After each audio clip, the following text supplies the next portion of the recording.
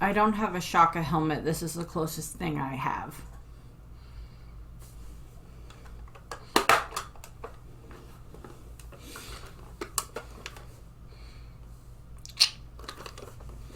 Hey, I could have pulled out the Iron Man mask or the Thor helmet. That one seemed the most appropriate.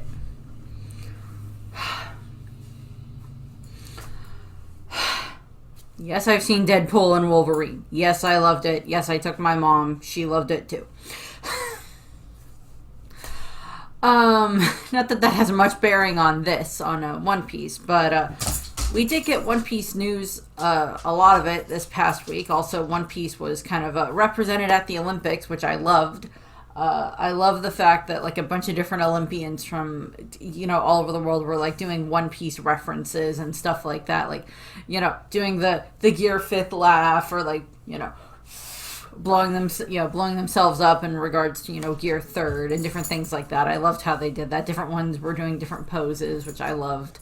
Or using like intro music from One Piece, or even just other anime in general for references. So I love that they did that. That made me so happy. That just shows like the worldwide impact that anime has had, and that One Piece has had in general. So also we got stuff about the new One Piece anime that's being worked on by Wit Studios, which I loved all the different concept art that they were putting out. I thought that looks great. And everything. So it's like lots of One Piece news going on this week. And now we got this, where we have the kind of the last little bit that'll finish up Egghead and send the Straw Hats off onto their way to Elbaf. So time to start for the chapter. So we have chapter 1123, and it is titled The Void Fortnight, or The 2-Week Void, or something along those lines. Fortnite. I've never played Fortnite, the video game, but I do like the song Fortnite by Taylor Swift and Post Malone. So, there's that. Or is that Chris Stapleton? I think it's Post Malone. I don't remember. But Fortnite by Taylor Swift. I like those. So, we're back to the cover page series. And the cover page this week is back to, Yamato's, journey around Wano.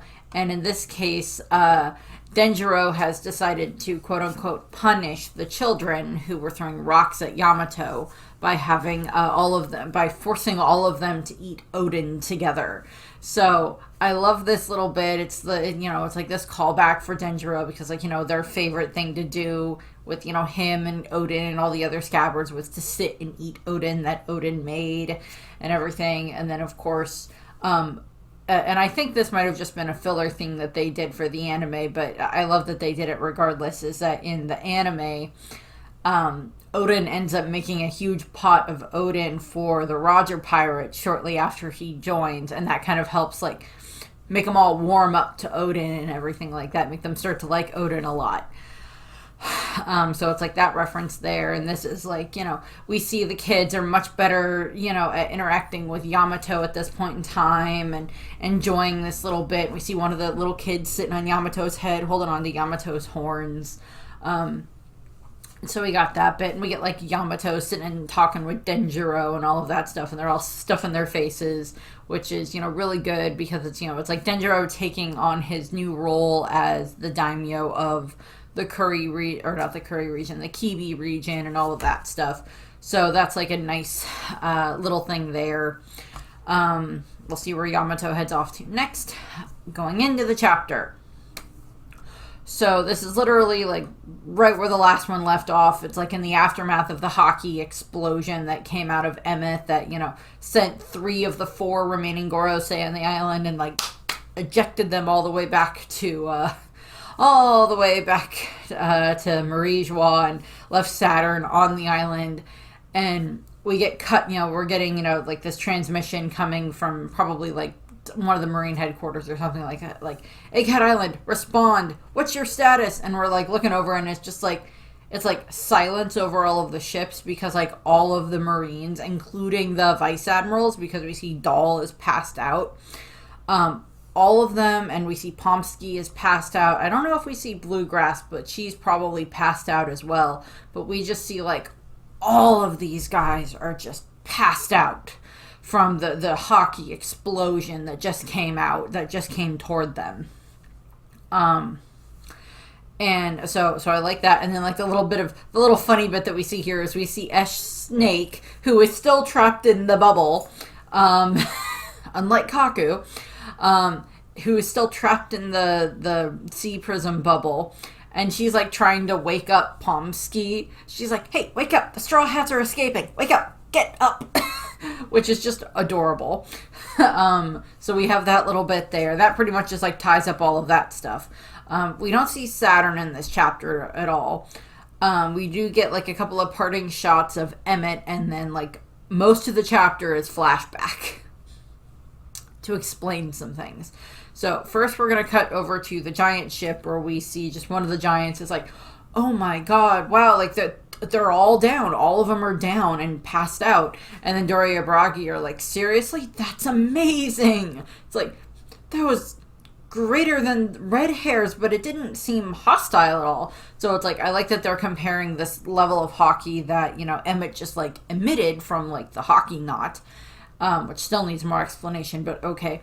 Like, just sent out of the hockey bomb is, it's like, it's so much greater than Shanks'. And, like, earlier in this arc, very recently in the anime, we got the demonstration to a degree of, like, what Shanks' hockey can do. And even, at the end of Wano, we got a demonstration of, like, how strong Shanks' just his Conqueror's hockey can be, and how fine-tuned it is, with the fact that he was, like, aiming it directly at Aramaki back at Wano. And, of course, with this, with him just fighting Kid, it's like, him, using his future sight hockey in order to, predict what Kid was going to do, so he could, stop Kid from attacking, Shanks' allies and stuff, and just wiping out Shanks, or wiping out Kid, and just, like, that. So it's just like, it's this, and Dory and Bragi were there for that moment where Shanks was fighting against Kid. Well, fighting against is a little bit generous in Kid's regard. Shanks was just like, whew, okay, back to the party. It's basically, like, how things went for Shanks. But, like, I love that they imply that it didn't seem hostile. As in, like, it didn't seem hostile to them, which is one of these questions I've always had about Conqueror's hockey. Because we've seen Luffy use his Conqueror's hockey bursts around his crew. And we've seen other captains and other characters use Conqueror's hockey around their crew and around enemies at the same time. Now, I know this isn't canon, but in, I think it's in Film Z, there's this moment where, like, a bunch of the Marines are, like, running at Luffy, and it's a bunch of just, like, the Fodder Marines, but, like, Zoro and Sanji are both there, and, like, Luffy just, like, walks up ahead of them and just, like, unleashes this blast of Conqueror's hockey at the Marines, and it makes most of them pass out. And, like, Zoro and Sanji are just, like, not affected by this. Now, to be fair, Zoro ends up having, Conqueror's hockey later on, and Sanji and Zoro both have very strong willpower, so them not really being affected by it is understandable. But then we've also had Nami exposed to Big Mom's hockey when at the wedding. Now, to be fair, Nami had in the earplugs, but she was still, like, able to function during all of that, even with, like, the screeching in the background and, like, those blasts of hockey from Big Mom. And Nami was still fine. Now, Nami, as do most of the Straw Hats, has a very strong willpower. But then even at Fishman Island, when Luffy knocked out a bunch of the riffraff that Horty had, like, forced into being part of his crew, Luffy just, like, knocks them all out pretty easily. So that way there's much fewer enemies that they have to worry about fighting, particularly if the enemies didn't want to fight against them in the first place and they were being forced by Horty. But, so that's part of it. And then there's the question of, like, Luffy recognized Shanks' hockey when Shanks was at Wano, but like Luffy wasn't like scared of it or anything like that. Then again, to be fair, Luffy doesn't have a reason to be scared of Shanks' haki. But then we've also had like the Conqueror's haki clashes when it comes to, you know, Luffy and Doflamingo that we saw in Dressrosa, and then even like Luffy versus Katakuri. But then we also have the moment during the fight with Katakuri where Luffy and Katakuri both unleash their Conqueror's haki, but it is directed at like Flampe and the now Laughing Fan Club after, you know, Katakuri stabs himself and reveals his face and everything. You know, and like Flampe's knocked out by that. But, you know, there's differences there. It's just like certain, you know, it's like depending on how much control you have over your haki, I think your haki can like instinctually tell if someone is an ally or not. And the haki that just came out of Emmett, even though it is Joy Boy's haki from like 800 years ago, may have been something where it's like Emmett can, you know, somewhat direct the haki where he wanted it to go. And at that moment, the Gorosei and the Marines were the ones who were the enemies, and he's just releasing it, and that's what's, you know, makes them all pass out and send the Gorosei back to Marijois and everything. Minus Saturn, who's still on the island, but he's kind of stuck there until all the other Marines wake up. Unless he can teleport back to Marijois. Which I would assume if he did, he would have done already, but he hasn't. Or at least not as far as we know, because I don't think we see him in the chapter. But, so it's like, how much can someone direct their own haki, and can you get, you know, if you're exposed to Conqueror's haki enough, like, the Straw Hats are kind of used to being around Luffy's Conqueror's haki at this point in time, because he's used it several times in battles. But are they immune to it to a degree because Luffy is their captain and he sees them as allies, so his haki knows not to hurt them? Questions. But we see, you know, Dory and Broggy are like happy and impressed, and like Luffy's just like, yay, like so happy and laughing, and that he's just like shouting over at him, and he's like, thanks for everything, Iron Giant. And we just see, you know, Emmett is just kind of, you know, frozen in place there with one of his arms gone, and, you know, all of that, and he's not responding, and like Luffy's still laughing, you know, she, and everything. So we have that bit. And then we have the 2-page spread where we're starting to get a bunch of the celebration going on here. And part of it is, you know, Dory and Broggy are like, all right, let's go while they're sleeping. And it's just like, yeah, we got to get out of here and everything like that. So they're just like, yay. And then we have like a bunch of the other giant warrior pirates, including Oimo and Kashi, are just like, yeah, let's go, you beeps that I'm not going to say on YouTube this early in a video. And it's just like, you heard the captains, let's go! And then it's just like, we're off to Elbath, yay! And we see the ship sailing off. Now, and we see their ship sailing off. Now, whether or not this is actually the Great Eric from 100 years ago, we don't know yet. But then we also see the Sunny off to the side. And it's going, and we do see that damage has occurred to the Viking ship. The sails have different, scorch marks on them. That, you know, there was the figurehead that got broken off, and it looks like they fixed it. There's like a little hole in the side of the ship on one of the sides of the hull. So there's like some damage there. And then we're kind of cutting down to where we see some other reactions, and we see Bonnie in her child form, which is, I think she's just in her true form at this point in time, is like, she's like hugging Kuma. So that's, I think, a reference to the most recent cover for the volume for 109, I believe.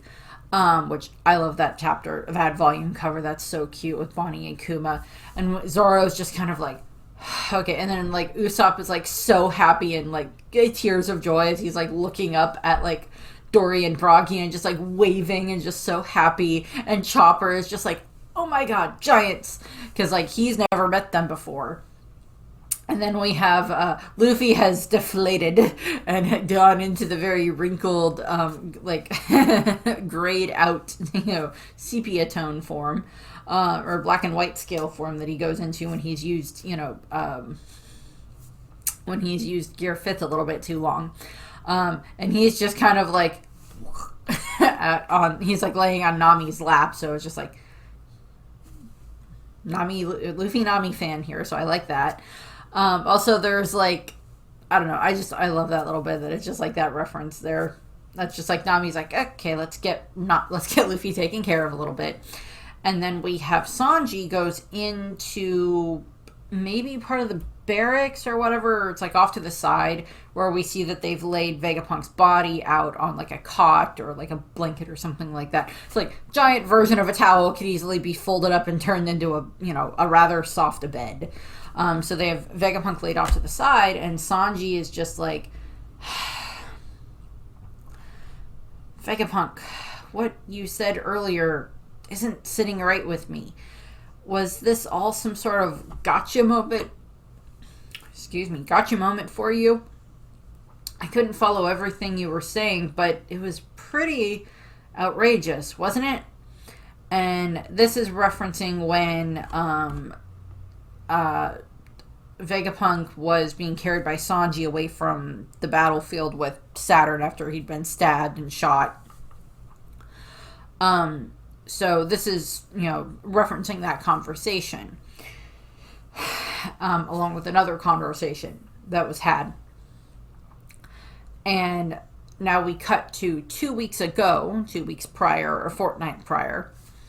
And we have this moment where it's supposed to be that Vegapunk, Stella, Shaka, and Pythagoras, who are of course all the three that recorded the message about the Void Century and everything that went out. It's all three of them, and they are finding that. So it's like, there are some anomalous readings coming from the power station.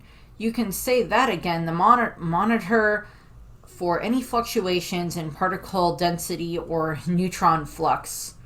Sometimes I think this is just Oda throwing in scientific words at times just to make it sound like they have any idea what they're talking about, because I certainly don't. So they have that. Also, my shirt is algorithm joke. Algorithm, a word made up by programmers when they do not want to explain what they did. Yep. Figured it was appropriate for this. So we have Shaka, Pythagoras, and Stella all talking, and Shaka's like, the energy used by the Seraphim is meant to gradually increase over time. This could be a grave error if we miscalculated. And, Pythagoras is like, wait, aren't these numbers different from our earlier confirmed readings? And Stella's like, yes, and the rate of reaction is increasing too, but the power station seems stable. And then Shaka's like, this seems to indicate that someone has tampered with the Mother Flame to steal its energy. Every single data point related to the power station has been carefully modified to pull this off. The culprit has to be... And Stella's like, a Vegapunk! Was it Lilith? And it's just like, Shaka's like, I'm afraid the three of us are the only ones who have ironclad alibis. And it's just like, an insane amount of energy was stolen. So we have to observe the other four to determine who is responsible, especially Lilith, Vegapunk. And it's just like, we have to put our brains into offline stealth mode too. That's right. If our memories of this get uploaded to Punk Records, then, the culprit will know we're on to them. So it's like, they're immediately jumping to Lilith because she's, of course, the evil aspect of Vegapunk. And of course, we as the audience, of course, and they're going to find out in the next panel that it's like, attention, I've identified the culprit. It's York. What? It's like 1 week before the the present, so just a week ago. So it's like, York is the one that's actually the problem, and Vegapunk here that says, and we see like a picture of York sleeping, and then Pythagoras is like, the memory she's been synchronizing with Punk Records are phony. I've also confirmed that the surveillance snails at the scene of the crime are tampered with too. And Vegapunk's like, why would she do such a thing? And my bad, Lilith. He's like, I'm sorry about that. Yeah. And Shaka is like, I've also found evidence that suggests someone deployed the weaponized beast without authorization. And Pythagoras is like, a jamming white transponder snail was also found in our investigation. So we knew that the sea beasts were being used to like capture the cipher pull agents after they would come to the island, not find anything, and then leave, and then they would get captured by the sea beast, and then York put them down in the devil fruit research area. And then the jamming transponder snail, the white one, we've seen these before. We know that the Revolutionary Army has one, and that they use it so that way the government can't like eavesdrop on their calls. Although, yeah, well, why didn't Sabo call that Denden Mushi or whatever? But like, so we've seen the white ones before. We've seen the different kinds of Denden Mushi. There's like the horn one that Beiji used at the wedding that is designed to jam transmissions. There's like the little black ones that are designed for wire tapping, different things like that. So it's just like we're aware of all these other different types of Denden Mushi. And of course, Vegapunk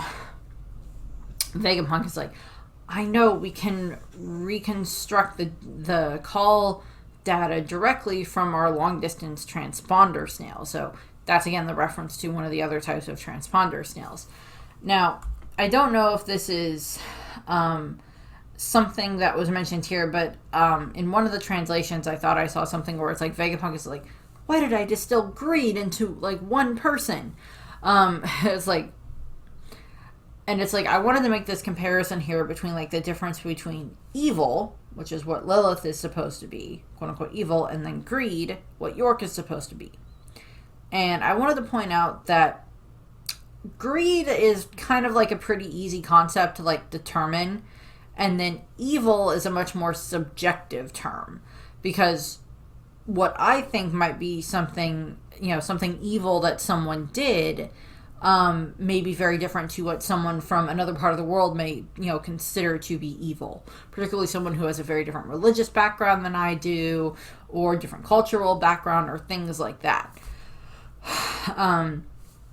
For example, lots of people here in the United States are very much for, LGBTQ AI plus rights, whereas other people in the same country, sometimes within the same state, same city, are like, no, that's wrong, that's evil, those people are wrong, and they have like the pray the gay away places, and the conversion therapy and stuff like that.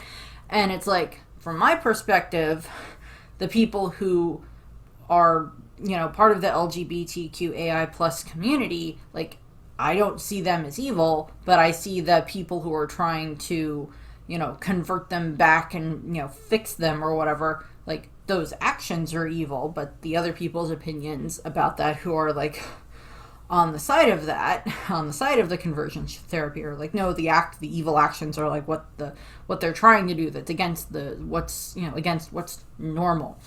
And it's like evil is a much more subjective term, whereas greed is a little bit less subjective and a little bit more of like, ha ha ha ha, give me everything, ha ha ha ha, I want the best, I want the most of this, And for Lilith, that went from ha ha ha ha, I will eat all of this food and sleep so much and all of this other stuff, to I want the best of the best of the best, I want to have whatever I can get in regards to becoming a celestial dragon. What do I have to do to get to that? What her greed led her to do. So there is like a difference there in regards to like evil versus greed. And contrary to what the movie Wall Street, greed is good, may want you to believe, greed is not necessarily always good. To a degree, depending on what your greed is focused at, isn't necessarily bad. Like, you may be someone who, like, you covet books, so you have a greed to try to get really nice books, or to get figurines, or to collect other things like that. But there is the difference between where your greed goes from collecting something to, I have to have it regardless of what damage it causes to other people, even those who care about me, type of a thing. So there's that. Back into the story. So we have it that Shaka, Pythagoras, and Stella are, reconstructing the information and the data and everything like that was sent out by the transponder snail, and we have it that they are listening to when York had called the Gorosei and are telling them, it was like, yeah, Dr. Vegapunk is researching the Void Century. And then Vegapunk's like, oh no. It's just like, oh no, she rang Maurice. Well, no wonder Cypher Pole keeps coming here to snoop around. And then we cut to 6 days prior to the present, and that's when everything happened with the Lelucia Kingdom.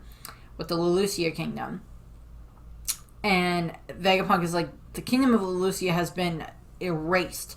The details are still a bit foggy, but I have a bad feeling about this.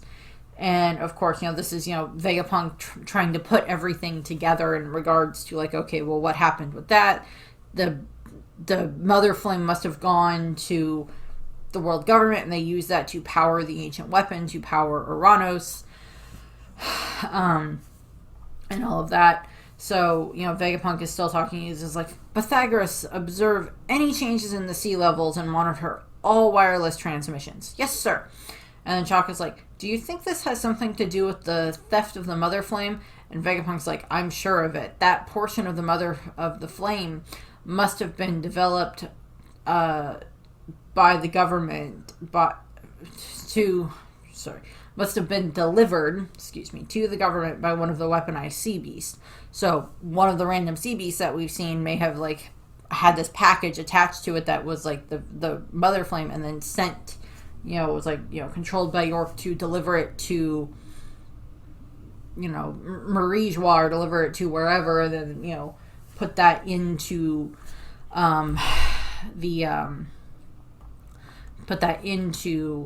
Uranos for them to be able to use.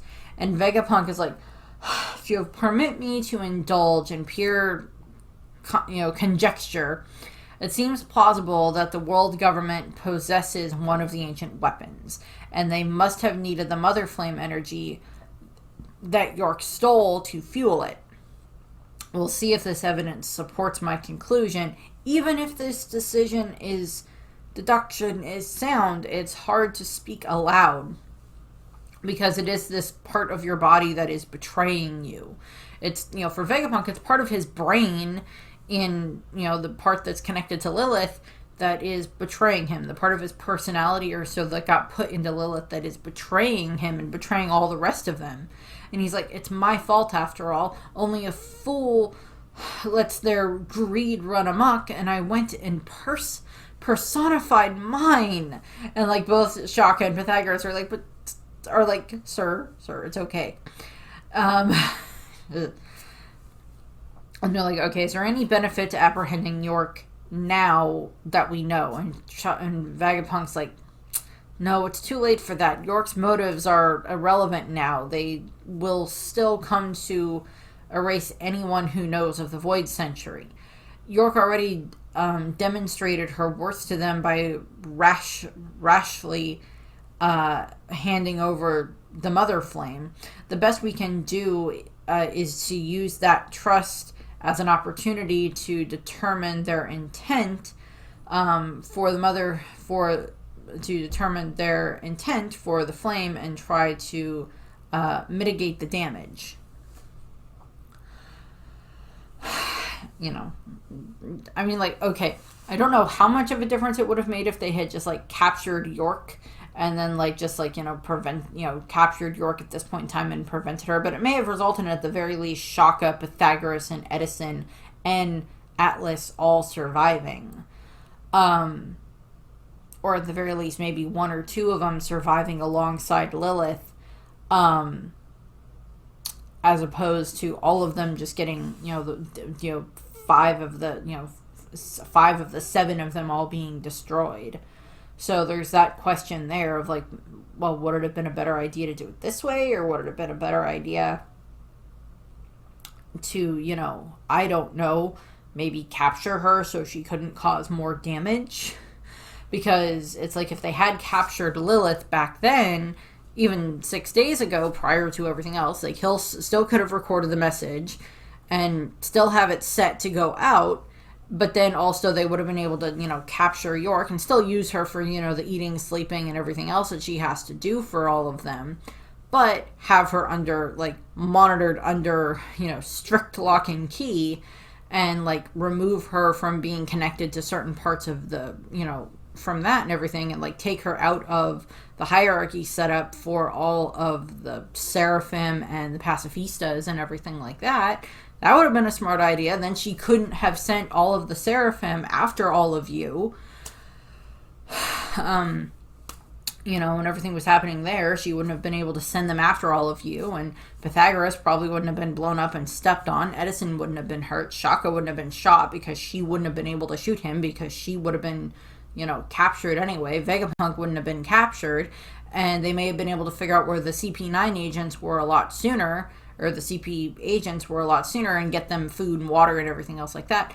And then they wouldn't have to worry so much about having the Seraphim turned against them, because they wouldn't obey York anyway, because if they take her out of the hierarchy, code that in and take her out of the hierarchy, then she has no way of controlling them for them to, you know, try to attack the Straw Hats and attack the Vegapunks and everything like that.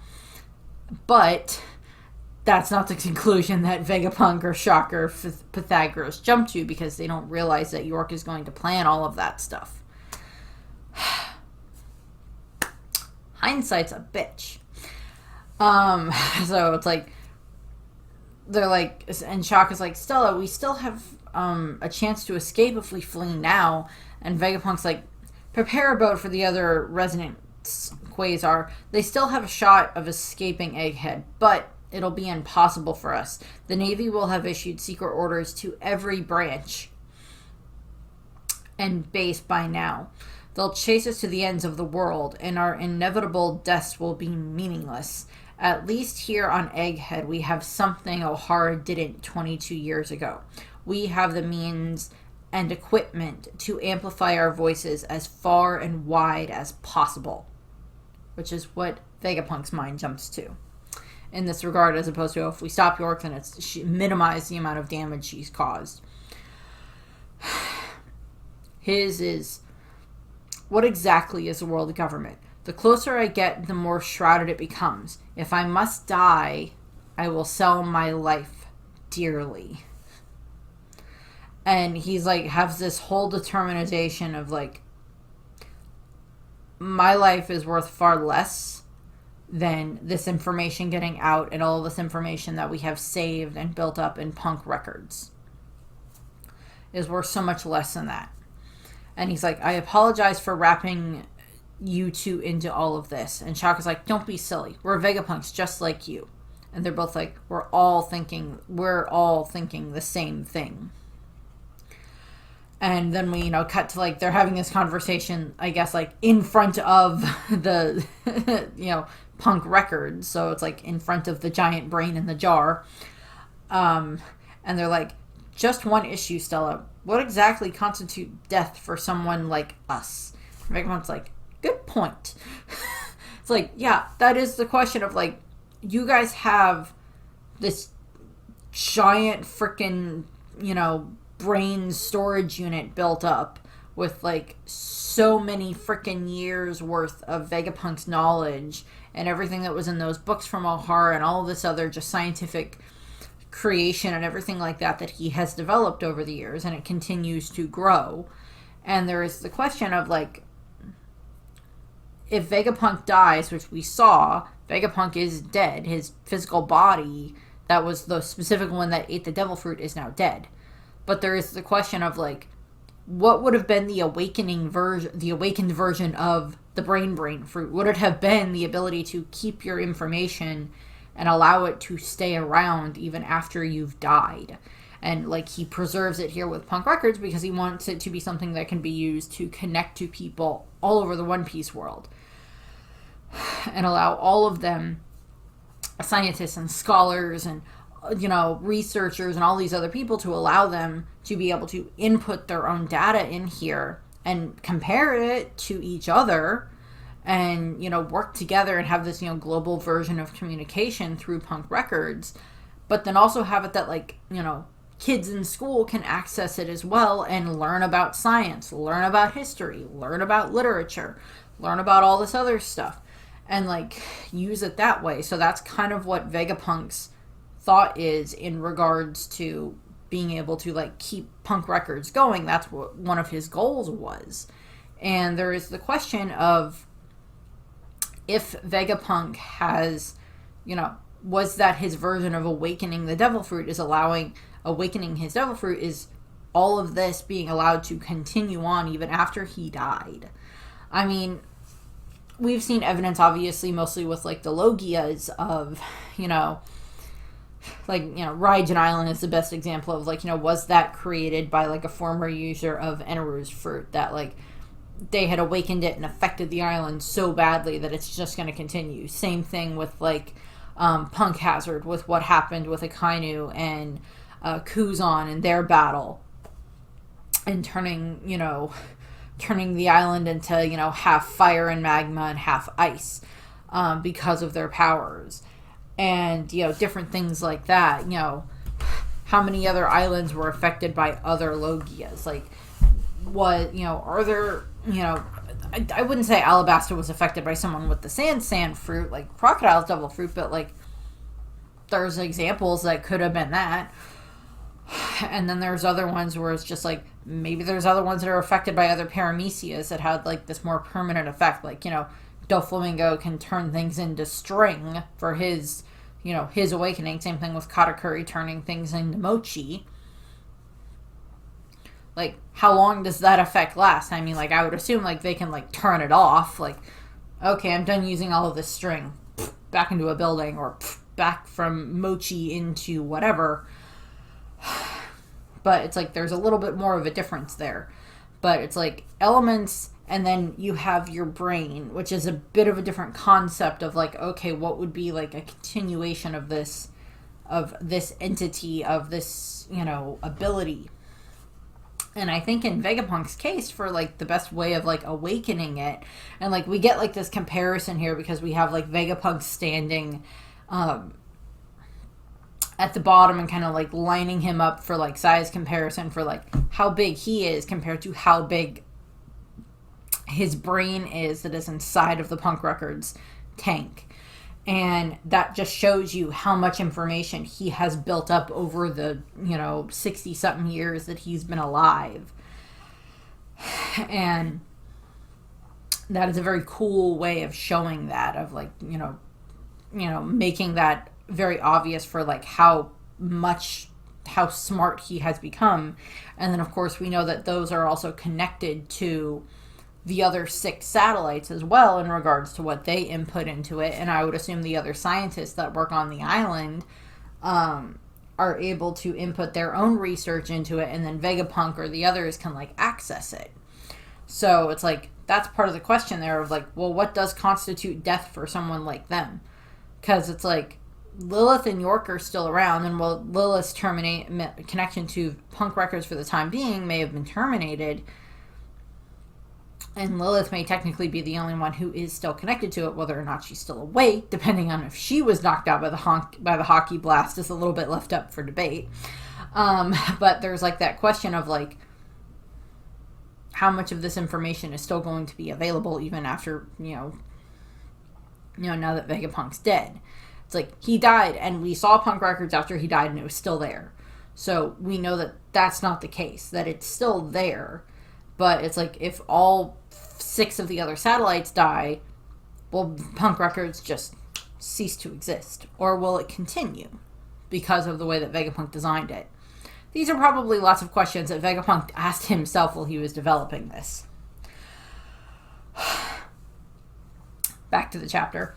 And Vegapunk is like, yes, but there's one other thing we must safeguard.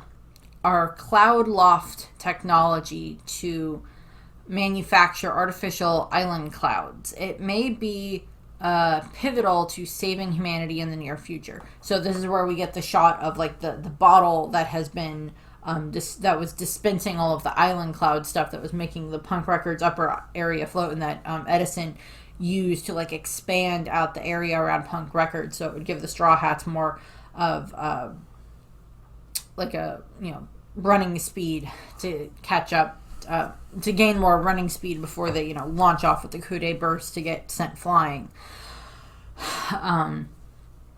before they fall. So there's that question there of, like, okay, this bottle is still very important. And let me see. We had a shot of the outside of the island with Emmett, and I wanted to see if we can still see. No, we can't see that in the background. There's too many flames in the background to see if there's anything still showing that cloud loft, as they call it. See if that's still in effect. Although it might be, Nami and her group just used it to help escape, so I would assume that it's still operational.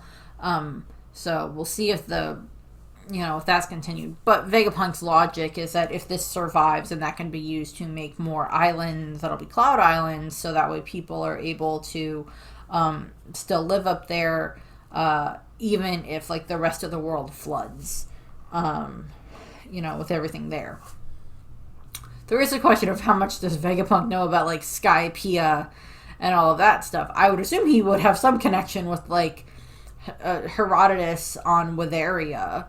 That would be something where it's just like they're two very smart scientists and everything, and it would be interesting to see if Herodotus has a connection to Vegapunk in that regard, but maybe.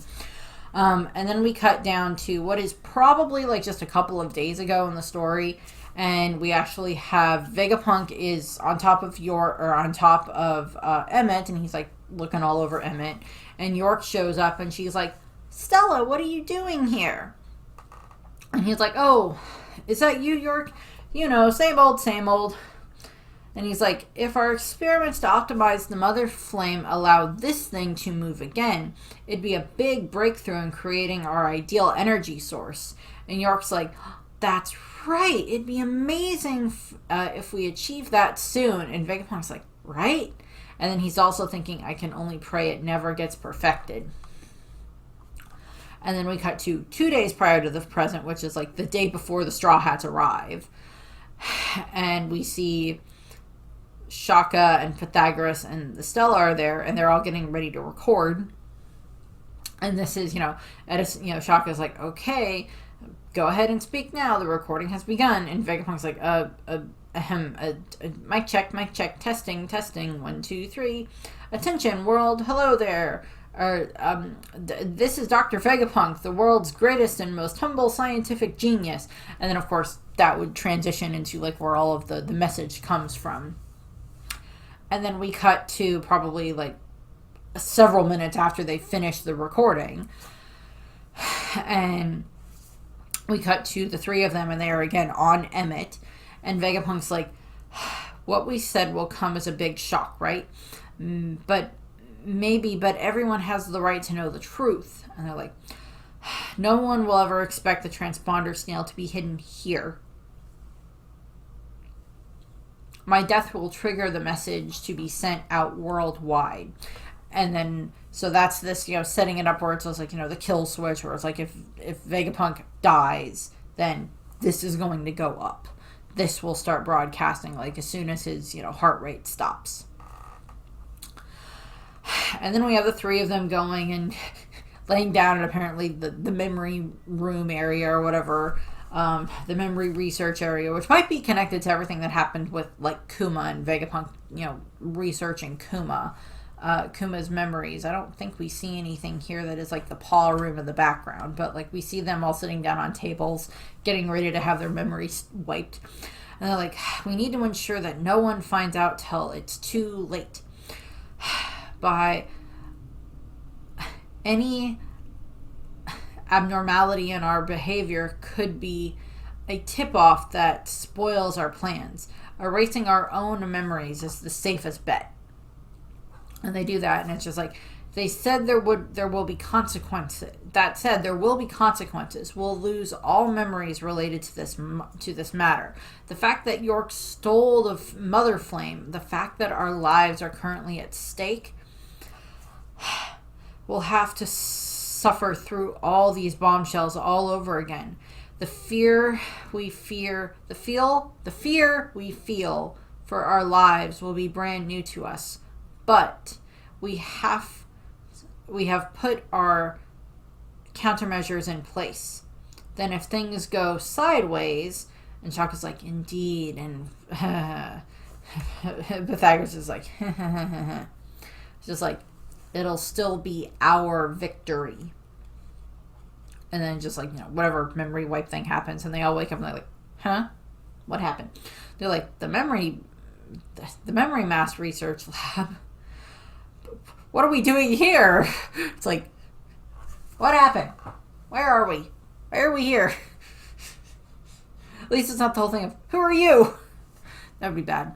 And then there's a letter that Vegapunk wrote to himself, and it's just like, this is my handwriting. It's just like, good morning, everyone. You'll find that you three have a missing fortnight's worth of memories that were wiped of your own volition. A number of things will probably come as a surprise because of this, which is ironically pretty amusing. I will tell you one thing, though. The world government has found out about our research into the Void Century.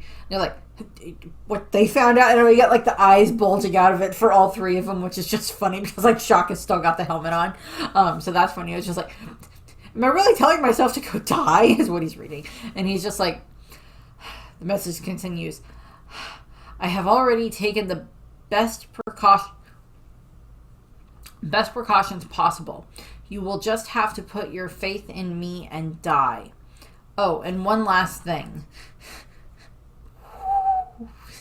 It's like, they're like, what the heck is going on? How is this happening? What the is going on? And then it's just like, it's just going off and off and off and like all these like funny bits. It's like the day that just happened. It's just like, Stella, Emperor Straw Hat's crew and Bonnie had just made landfall. What? Cypherpole is approaching too. What? There's also a naval armada coming to barricade the island. What? Admiral Kizaru and Elder Saint Saturn seem to be with them. What? It's just like Vegapunk, like, what the is going on here? Why is all of this happening? Why didn't I warn myself better? So it's like just all of that stuff. So it's just like funny reactions there. That'll be really funny when they get to that in the anime. And then we cut to the scene when it was Vegapunk, Sanji, Frankie, and Atlas are all riding down in like the Vegapunk Vega Tank 8 or whatever, the little bubble mobile, like riding down on that, down to the lower areas so they can get Bonnie and the others so they can escape. And Vegapunk is talking to Sanji, and he's just like, after we rescue Bonnie from down there, I think it'd be best if I stayed put. And Sanji's like, you'll die. And he's just like, you don't need to help me escape anymore. I've thought about it, just let me die here. And it's just like, what, do you have a death wish? What, do you have a death wish? I love that. Coming from Sanji, that's kind of funny. And Vegapunk is like, far from it. But I've come to believe that my death will set something important into motion. And Sanji's just thinking like, what in the world? And it's just like lots of this. It was like, it's going to be a big mess. We can't just sit there and watch you die. We've got to do something. And it's just like one more thing. It's about the One Piece. What about it? And Vegapunk is telling them. And we get the last page of the panel. And Vegapunk is like, I want you guys to be the ones to find it. I'll get to that in a second. Finishing up for what's in the panel, we have all of the giants are just like celebrating, and like Luffy, Usopp's being lifted up by one of them, and the other one's lifting up Luffy, who's just like, hold on, do this later, wait for me, because he's still in his like wrinkled form, because this is like maybe just like not even a few minutes later, so not long enough for, it's like, Luffy was in and out of Gear 5th a bunch this last bit, so it's just like, it's probably going to take him a little bit while to recover and everything. Well, they're just like, here's to reuniting with old friends, cheers! So like, woohoo, we're off to the land of dreams, Elbaf! Like, Usopp is so happy, and like, all the others are just like, yay! Like, we see Dorian, Broggy, and Oimo, and Kashi, and a bunch of the other ones are all there. They're just like, all laughing and celebrating and everything. And they're all just like happy, and Luffy's just like the shriveled up raisin right now, and he's just like, I'm gonna celebrate, but I can't. I'm too tired.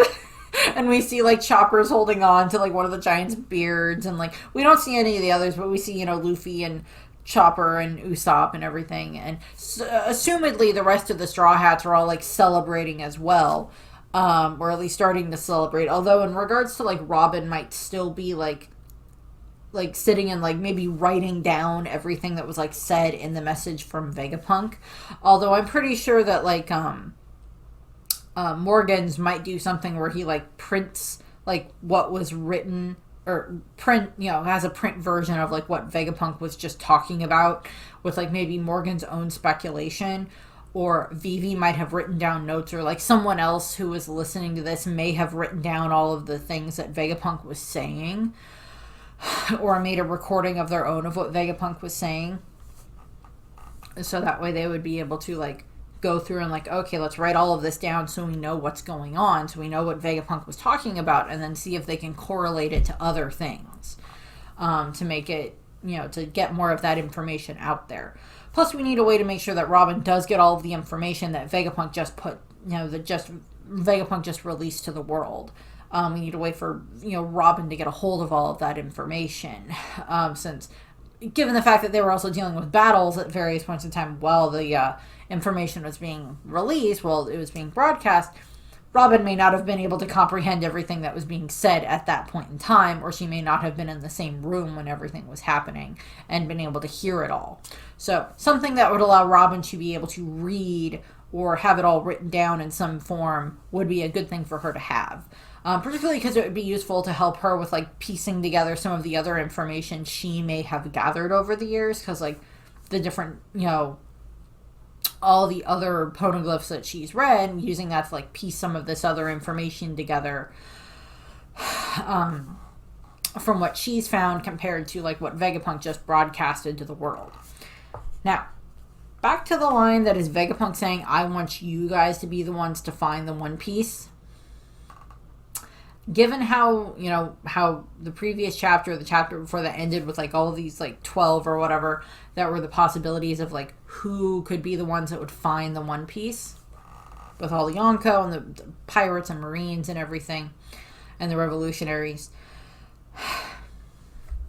there is the question of like, Vegapunk may not specifically know what the One Piece is, but he may have enough of an idea that he's like, from everything I've seen with the Straw Hats, they seem to be the ones that I think would be the best to have this power to release this information, or whatever the case may be. Now, he may also think the same thing about Shanks, but he hasn't interacted with Shanks. All he's read about for Shanks is what's in the newspaper. Because unless he's actually had a conversation with Shanks, Vegapunk may not be that aware of like what type of a pirate Shanks is. Same thing with like, he may have said the same thing had he known more about Shanks, had he interacted with Shanks, but Vegapunk, given the statement that he just said, he wants to allow, he's spent like a day or such around the Straw Hats at this point in time, and watched them interact with each other, watched them interact with his different, his satellites and even the citizens and all of that, and is just like, yeah, I want you guys to have the One Piece. I want you guys to be the ones to find it. Now, that doesn't mean use it. It means find it, not use it. Because, as has been stated, given the list of possible people who might be going after who could get to the One Piece, there is the question of, okay, there's a difference between finding it and using it. Because, like, the Straw Hats want to find it because that'll make Luffy the king of the pirates. Robin wants to find this because that'll help her figure out what happened in the Void Century, and she'll be able to use that to piece all of that together. And then hopefully distribute that information to the rest of the world. But that doesn't mean use it. There is a difference there. Now, you could say that Robin is using the One Piece in regards to, like, distributing all of this information, but that's different. Distributing information in this regard is different than, like, using a weapon or a giant battleship or whatever the heck the One Piece might be. A giant button that resets everything. I don't know. Is, different from, like, what one thing can be compared to another. And at this point in time, Vegapunk is like, okay, I'm gonna die. I want you guys to at least find the One Piece. I want you guys to be the ones to find it first. And then Luffy might get it explained to him what the One Piece is after, like, Robin's gone through and, like, read all of the history and explained it to them and all of that stuff. And, you know, as I've stated, Luffy himself may not have much interest, has, like, no interest in the Void Century, but the fact that it is Robin's dream means that he at least cares about it to some degree. That it involves Robin's dream means that it matters to him to some degree. And if Luffy is the one to find the One Piece in the first place, then he can work on figuring out, like, okay, I don't want this. I'm now the king of the pirates. Maybe this will lead to, like, him being able to get the other part of his dream. But he might be like, but the best way to get this, to get to my other part of my dream, isn't necessarily for me to use this thing. It's to find someone who I trust to use it. And Luffy, as he stated multiple times, he does not want to be a hero. Well, we, the readers, might look at him and be like, okay, yeah, no, you are the hero of this story. You are the protagonist. You are the person who is, you know, going from island to island and making things better in this regard. You know, one island after another, one, you know, in small ways and in big ways, you are making things better. And to us as the reader, you are the hero.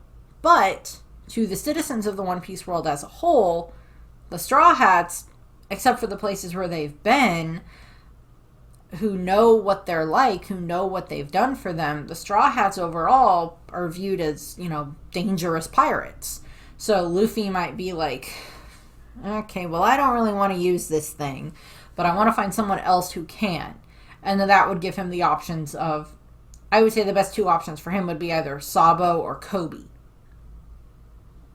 Would be the two best options there.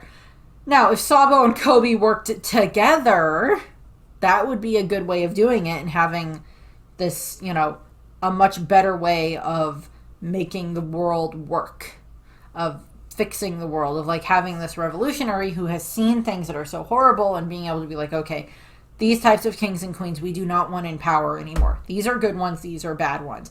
And then Kobe, like, okay, this is not the way to handle pirates. There are better ways to handle pirates, and there are different kinds of pirates in regards to, you know, the really bad, horrible ones that pillage and destroy and everything like that. And then the ones that are like the Straw Hats, who are like, you know, they're actually kind. And yeah, Luffy has stolen gold. He took gold from Skypiea, but, like, they were going to give it to him anyway. Not that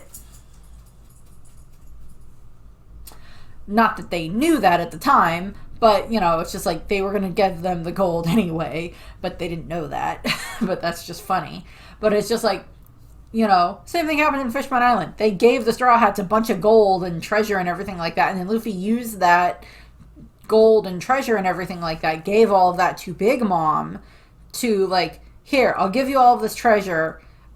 I'm sorry I ate the, all the, you know, saltwater candy or whatever, taffy, whatever it was that they made that was supposed to be part of her tribute, but Fishman Island's mine now and I'll give you the money, type of a thing. So it's just like he still used it for good.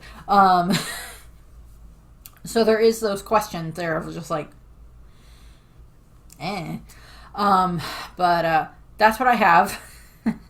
Went off on some tangents there, sorry, but I figured they were applicable. So that's what I have for this. I thank you very much for watching. There shouldn't be a break next week. There should be a chapter, and that'll be 1124.